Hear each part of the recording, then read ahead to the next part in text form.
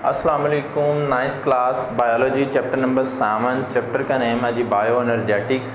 हमने इसके पहले 5 लेक्चर्स जो हैं वो ऑलरेडी ले लिए हैं। आज हम लेक्चर नंबर 6 जो है उसकी बात करेंगे। लेक्चर नंबर 5 में मैंने एक बात की थी कि हमने बात की थी मैकेनिज़्म ऑफ फोटोसिंथेसिस। फोटोसिंथेसिस का मैकेनिज़्म जो है वो किस तरह से उसको एलैबोरेट किया था हमने। उसमें हमने 2 चीज़ें डिस्कस की थी। एक हमने बात की थी लाइट रिएक्शन की और एक हमने बात की थी डार्क रिएक्शन की। ठीक है जी। तो आज हम बात करेंगे सेलुलर रेस्पिरेशन के मैकेनिज़्म की। ठीक है, मैकेनिज़्म ऑफ रेस्पिरेशन।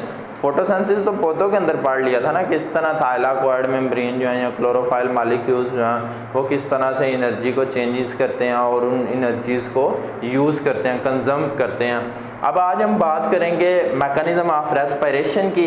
बेसिकली इसको 3 स्टेप्स में डिवाइड किया गया। ओवरऑल ये लॉन्ग क्वेश्चन बन रहा है, लेकिन यहाँ पे जो है वो हम सिर्फ बात करेंगे इन तीनों शॉर्ट क्वेश्चंस को। जब मिला लेंगे तो वो ऑटोमेटिकली जो है वो लॉन्ग की शक्ल इख्तियार कर लेगा। ठीक है, एक डायग्राम है। डायग्राम असल में ज़रूरी होती है, ज़रा टॉपिक को इजीली एलाबोरेट कर दिया जाता है, अच्छी तरह से जो है ना वो उसको ब्रीफ कर दिया जाता है टॉपिक को, ताकि आपको आइडिया हो जाए कि जो थ्योरी के अंदर जो चीज़ें लिखी हुई हैं वो कहाँ से आई हैं और कैसे कैसे बनी हुई हैं। ठीक है, जैसे यहाँ पे मुख्तलिफ तरह के नेम आपको मिलेंगे। इस चैप्टर के अंदर स्पेशली हमने कुछ नए नेम पढ़े हैं जो कभी नहीं पहले यूज़ हुए, जैसे ATP adenosine triphosphate, ADP, AMP, pyruvic acid का नाम यूज़ किया।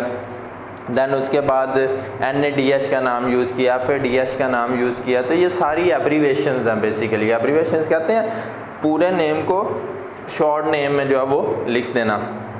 तो सबसे पहले बात करते हैं हम मैकेनिज़्म की इसकी। तो रेस्पिरेशन बेसिकली कहते हैं जो जानदारों के अंदर, इंसानों या जानवरों के अंदर सांस लेने का जो अमल है उसको नाम दिया जाता है the intake of oxygen and outtake of carbon dioxide. Oxygen को इनहेल करना और कार्बन डाइऑक्साइड को एक्सहेल करना, ये जो है वो हमारे पास रेस्पिरेशन का प्रोसेस है। अब क्योंकि सेलुलर रेस्पिरेशन की हम बात करें तो हम बात करेंगे सेल के अंदर। तो सेल के अंदर जो है उसके आपने पार्ट्स पढ़े थे, उसमें सबसे जो मतलब एक पढ़ा था साइटोप्लाज्म, जो सेल का वो फ्लूइड होता है उसका पूरा सेल के अंदर बिखरा होता है। तो ये सारे का सारा मैकेनिज्म साइटोप्लाज्म के अंदर से स्टार्ट होगा। ठीक है, जैसे हमारे पास इसको 3 स्टेप्स में डिवाइड किया गया। एक है ग्लाइकोलाइसिस, उसकी बात करेंगे हम यहाँ पे। देन दूसरा है क्रब साइकिल, उसकी बात करेंगे। और देन तीसरा है इलेक्ट्रॉन ट्रांसपोर्ट चेन। ये हमने ऑलरेडी डिस्कस किया था इलेक्ट्रॉन ट्रांसपोर्ट चेन को फोटोसिंथेसिस के मैकेनिज्म के अंदर जो है, वहाँ पर भी हमने लाइट रिएक्शन के अंदर जो है वो इसको पढ़ा था जी स्कीम के अंदर। आज हम बात करेंगे इन 3 रिएक्शन की। ग्लाइकोलाइसिस, जिसमें क्या किया जाता है, ये डायरेक्ट साइटोप्लाज्म के अंदर होता है, जिसमें ऑक्सीजन का इस्तेमाल नहीं होता। इसमें क्या होता है कि ग्लूकोज को जो है वो तोड़ा जाता है with the help of ADP and NAD। तो ADP कहा जाता है एडिनोसिन डाइफॉस्फेट को, और NAD प्लस कहा जाता है निकोटीन अमाइड डाइन्यूक्लियोटाइड को। ठीक है जी। तो ये ग्लूकोज जो है ये तोड़ता है उस ग्लूकोज 6 कार्बन को। ठीक है, 3 कार्बन के 2 पायरोविक एसिड में। वो 2 पायरोविक एसिड जो हैं वो आगे मजीद क्या करते हैं, जब टूटते हैं तो उसके साथ एनर्जी रिलीज होती है in the form of ATP and NADH। H जो है वो उसको वो लाइट एनर्जी से इस्तेमाल कर रहा है, हाइड्रोजन को अपने अंदर ऐड कर लेता है। अब ये फर्स्ट प्रोसेस है जो हमारे पास ग्लाइकोलाइसिस का है, साइटोप्लाज्म के अंदर हो रहा है और ऑक्सीजन के लिए इसको ज़रूरत ऑक्सीजन की नहीं है। अब दूसरी अगर हम बात करते हैं यहाँ पे, नेक्स्ट मेरे पास आ रहा है क्रब साइकिल, सेकंड प्रोसेस जो है। तो ये एक साइंटिस्ट थे सर हांस क्रब्स, उन्होंने इस साइकिल को, इस सिलसिले को, इस सीरीज को दरियाफ्त किया था, इंट्रोड्यूस किया था।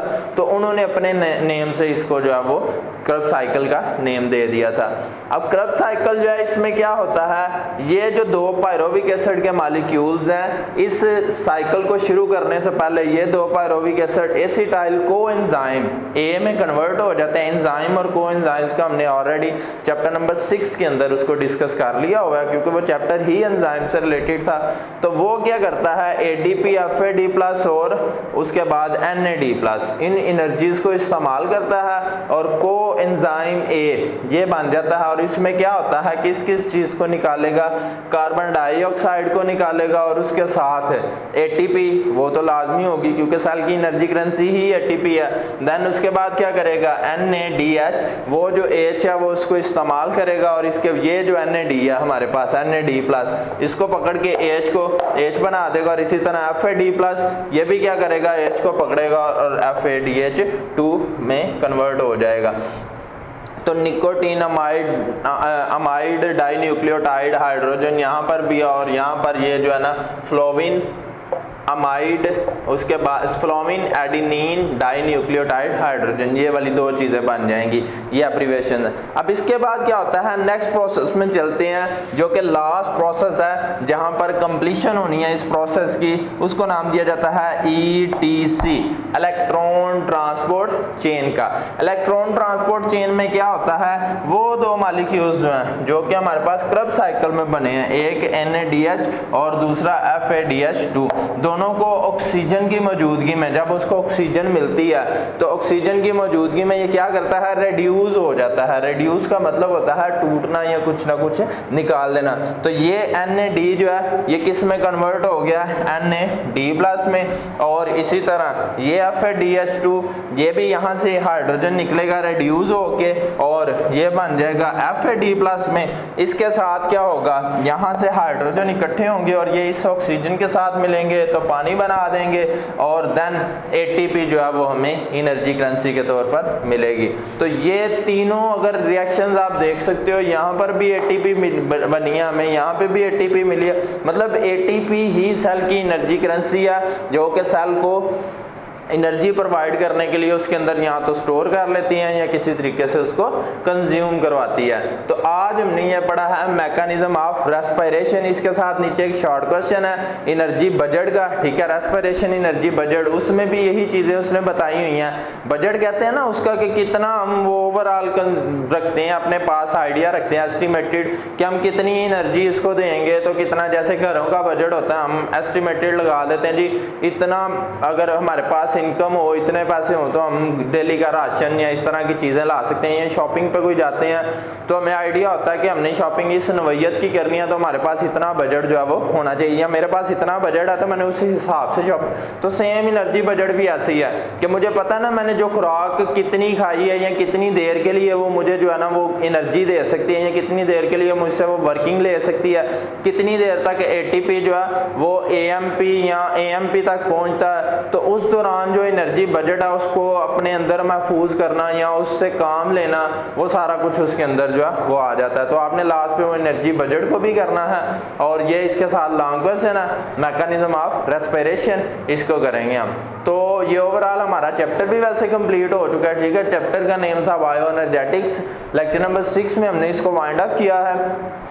अगेन बता देता हूँ, हमने मैकेनिज्म ऑफ रेस्पिरेशन जो है वो आज पढ़ा है, जिसमें हमने 3 साइकिल्स को डिस्क्राइब किया है। पहला glycolysis, second Krebs cycle and third पे इलेक्ट्रॉन ट्रांसपोर्ट चेन, जो कि सेल के अंदर हो रहे हैं, सेलुलर रेस्पिरेशन में अहम किरदार अदा करते हैं और सेल की जो ग्रोथ है या उसकी एनर्जी बजट के लिए ज़रूरी होते हैं। तो बोर्ड के ऊपर ये मैंने पूरी डायग्राम मेंशन कर दी, आप इस डायग्राम को नोट करें, ठीक है। और इसको बना के मेरे ख्याल से ये अगर डायग्राम बना ली जाए तो आप इजीली टॉपिक को ब्रीफ कर सकते हैं। आपको पता चल जाएगा कि टॉपिक के अंदर कौन कौन सी लाइंस लिखी हैं थ्योरी में और किस तरह से उसको जो है वो एक्सप्लेन किया हुआ है।